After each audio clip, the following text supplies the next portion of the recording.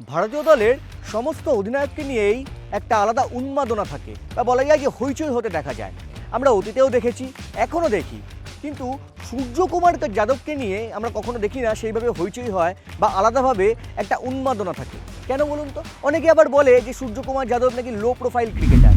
কেন বলছি এই কথা? তার কারণ যখনই ভারতীয় দলের প্রয়োজন হয় বা ক্রাইসিস ম্যানেজারের ভূমিকায়, তখনই দেখা যায় যে সূর্যকুমার যাদবকে অবতীর্ণ হতে।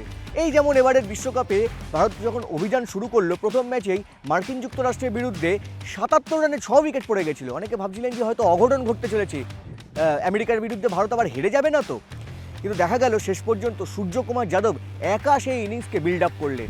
ঝকঝকে ৮৪ রানের ইনিংস তার ব্যাট থেকে এলো, যেখানে তার ইনিংসে সাজানো 10টা বাউন্ডারি আর 4টে ওভার বাউন্ডারি। 2012 সালে প্রথমেই সূর্যকুমার যাদবের আইপিএলে অভিষেক হয়েছিল মুম্বাই ইন্ডিয়ান্সে, কিন্তু সেবারে মাত্র একটা ম্যাচ খেলেছিলেন, তার বাকি ম্যাচগুলো সাইডলাইনেই পড়েছিলেন।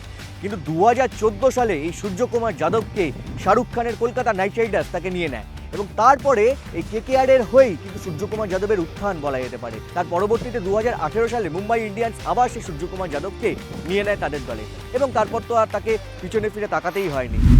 এরপরে আমরা দেখলাম যে সূর্যকুমার যাদবকে তাকে দেখলাম যে পরবর্তীতে তিনি টি-20 দলে, ভারতের টি-20 দলে তিনি অধিনায়ক হলেন এবং এই মুহূর্তেই সূর্যকুমার যাদব অবশ্যই ভারতীয় দলের ক্রাইসিস ম্যানেজার বলা যেতে পারে এবং এমন একজন ক্যাপ্টেন যে মাটিতে পা রেখে চলে। সূর্যকুমার যাদব কোনোদিনই চর্চার কেন্দ্রবিন্দু হতে পারেননি, তবে টি-20 ওয়ার্ল্ড কাপে এখনও পর্যন্ত তার কিন্তু 6টা হাফ সেঞ্চুরি হয়ে গেছে। এটা কিন্তু একেবারেই চারটিখানি কথা নয়।